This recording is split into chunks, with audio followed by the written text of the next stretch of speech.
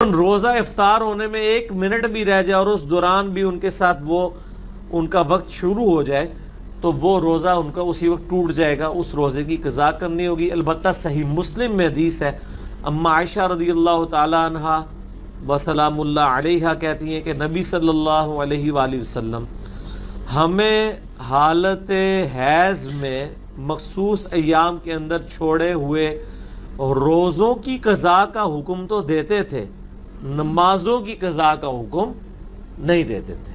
یعنی وہ جو 7 دن ایوریج 7 ہوتے ہیں، بعض کے 10 بھی ہوتے ہیں، بعض کے 3 بھی ہوتے ہیں، وہ ہر ایک نے دیکھنا ہے، اس میں کوئی مخصوص صحیح روایتوں کے اندر کوئی ایسی چیز نہیں آئی کہ کوئی پیٹ ڈیز بتا دیے جائیں۔ وہ ہر عورت کی اپنی ایک عادت ہوتی ہے، اس عادت سے وہ خود کیلکولیٹ کر سکتی ہے۔ تو ان دنوں میں چھوڑی گئی نمازیں ان کی قضا کوئی نہیں ہے، اور جو روزے ہیں ان کی آپ نے قضا بعد میں دینی ہوگی۔ ٹھیک ہو گیا؟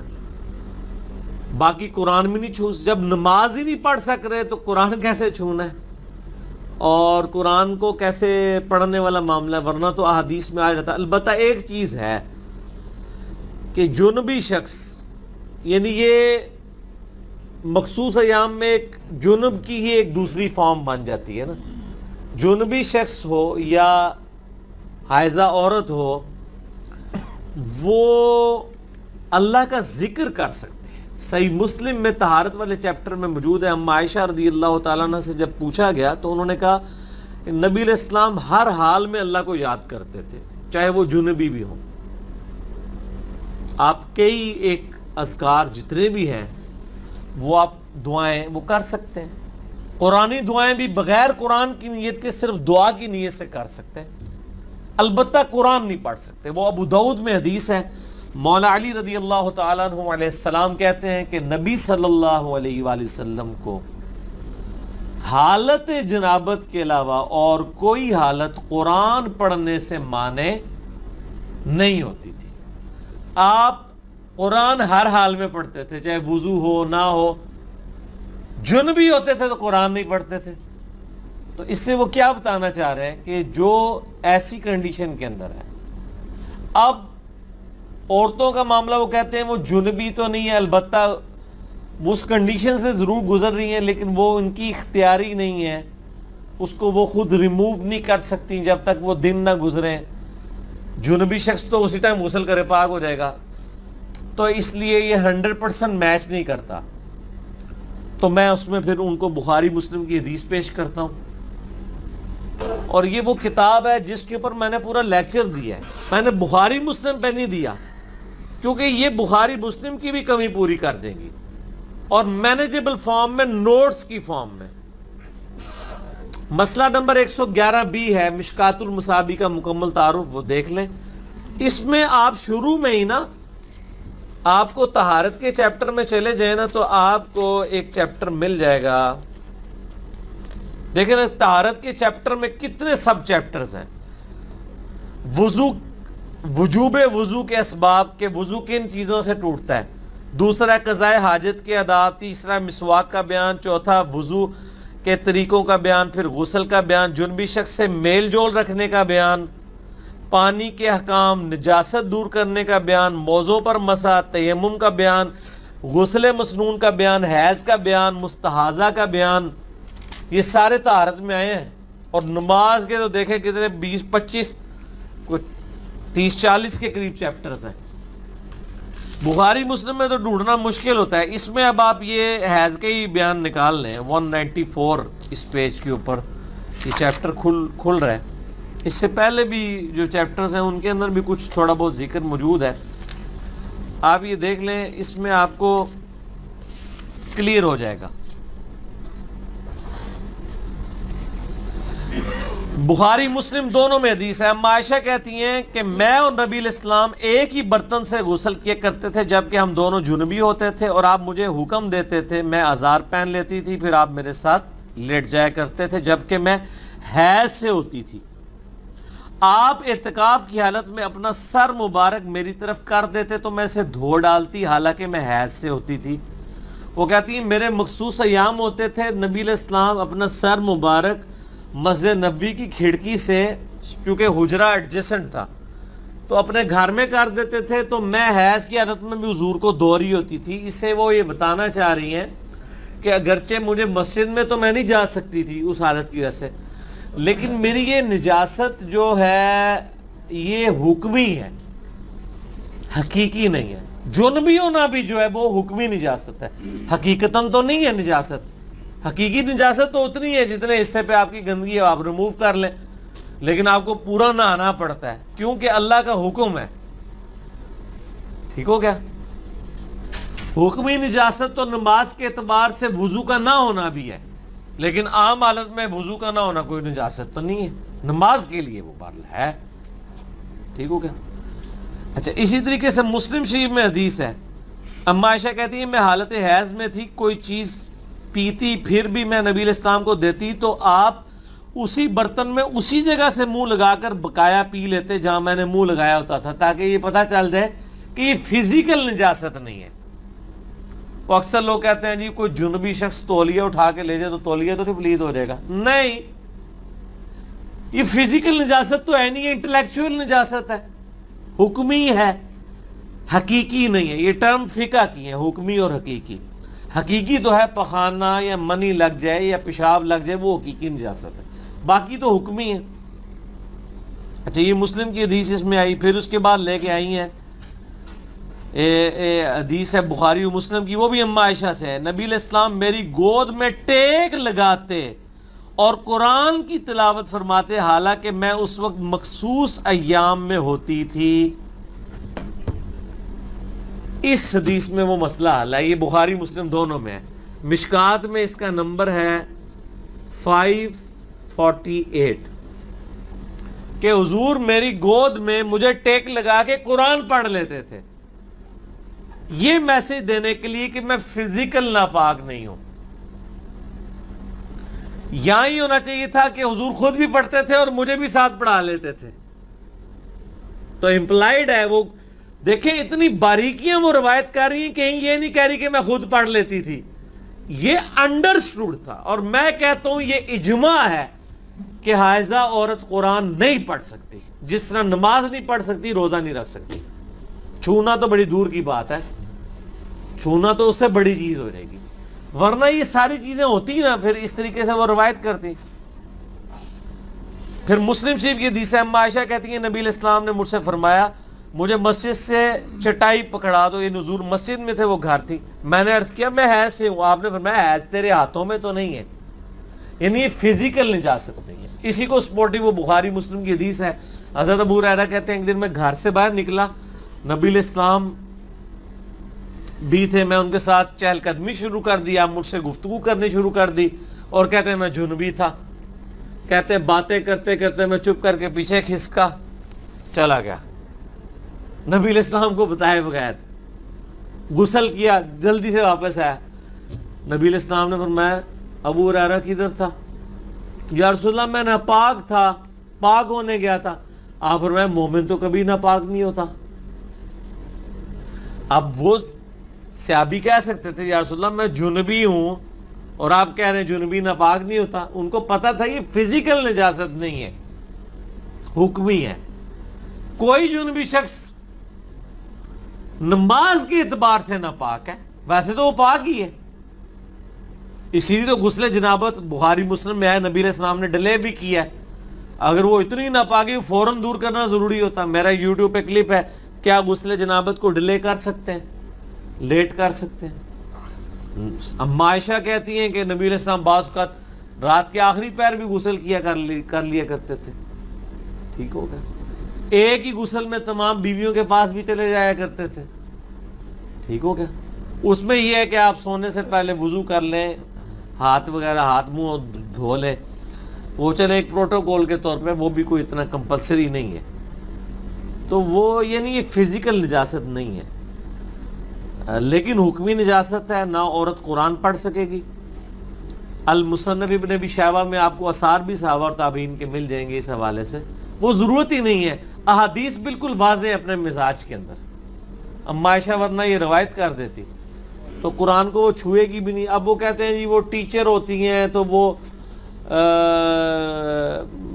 قرآن انہوں نے پڑھانا ہوتا ہے. تو یار یہ قرآن جو پڑھائے جا رہے ہوتے ہیں مدرسوں میں, اگر مدرسوں والوں نے بھی دین کو فالو نہیں کرنا, لڑکیوں کے مدرسوں والوں نے, تو ساری ٹیچروں کو ایک وقت تو نہیں مخصوص ایام شروع ہوں گے, تو وہ بیمار بھی تو ہو جاتی ہے نا 7 دن کے لیے, وہ کم و بیش وہ دوسری ٹیچر اس کی جگہ آ جائے.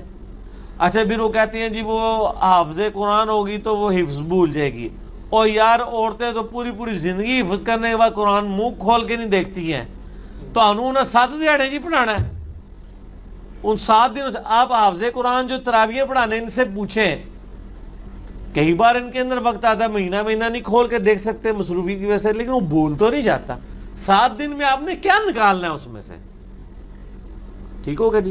لہذا قطعاً یہ والا معاملہ نہ کریں. اور اس کی وجہ سے دیکھیں بڑا ایک فتنہ بھی کھڑا ہو رہا ہے, اور یعنی اہل حدیث جو ہے وہ اس کو پھر دوسرا رنگ بھی دے رہے ہیں. یہ شریعت کو آپ چینج کرنے کی کوشش نہ کریں.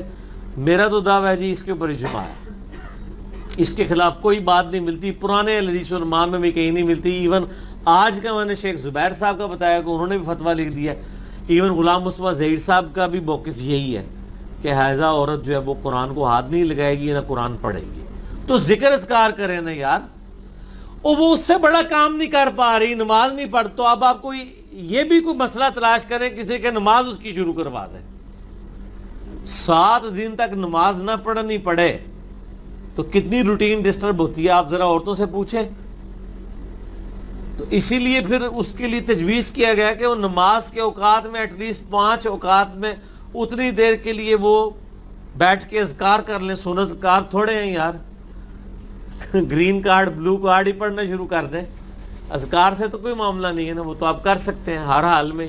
مسلم شریف میں حدیث موجود ہے, صرف قرآن کا مسئلہ ہے نا. تو احادیث کا مزاج بالکل کلیئر کٹ بتاتا ہے کہ یہ معاملہ اس طرح ہے. اس میں کوئی اگر کوئی ہے کمزوری تو آپ کاؤنٹر کوسچن کر لیں مجھ سے. نہیں وہ ان کا یہی اعتراض ہوتا ہے جس طرح آپ نے حدیث بیان کیا ہے نا کہ نبی علیہ السلام نے چٹائی کے حوالے سے کہا کہ عائشہ سے چٹائی پکڑا. تو میں نے جواب دے دیا نا سر. کوئی آپ کے پاس آرگومنٹ ہے تو پیش کریں, کوئی حدیث ہے تو, جذبات نہیں. نہیں وہ یہ کہتے ہیں نا کہ بھی اگر چھو سکتے ہیں تو وہ قرآن کو کیوں نہیں چھو سکتے پھر؟ وہ یار میں نے ساری بات کر دی ہے, پھر تو وہ وہی کہتے ہیں. ٹھیک ہے میں یہ کہہ رہا ہوں گلاس, آپ کہتے ہیں نہیں, وہ یہ کہتے ہیں یہ دیکھنے میں موٹر سائیکل نظر آ رہا ہے. تو اس کا جواب تو نہیں میں دوں گا نا میرے بھائی, اگلا سوال کریں. وہ کیا کہتے ہیں ہم نے اتنا کچھ کہہ دیا ہے اور حدیثوں کے نمبروں کے ساتھ کیا انہوں نے خالی کھلی کہہ دیا تھا اسے پڑھ لیں. ٹھیک ہو کہ میں نے سارے دلائل دے دیے اس کے اوپر میرے بھائی. مجبوری میں ویسے حل لگا سکتے ہیں, مثلا بچے بے حرمتی کر رہے ہوں اگر اس طرح سے کوئی, تو وہ ہاں اس کے بارے میں بھی اجماع ہے کہ وہ ہاتھ میں کوئی کپڑا رکھ کے اس سے قرآن کو چھو لے. پڑھ تو اس نے سکنا ہی نہیں ہے, چھو کے لینا کیا ہے اس نے بیچ میں سے؟ چھوا اسی لیے جاتا نا کہ پڑھا جائے. اچھا یہ بھی ایک نیا ورژن لوگوں نے نکالا ہوا ہے کہ جی چھونا جائز ہے پڑھنا جائز نہیں. تو چھو کے لینا کیا ہے پھر جب پڑھنا ہی نہیں؟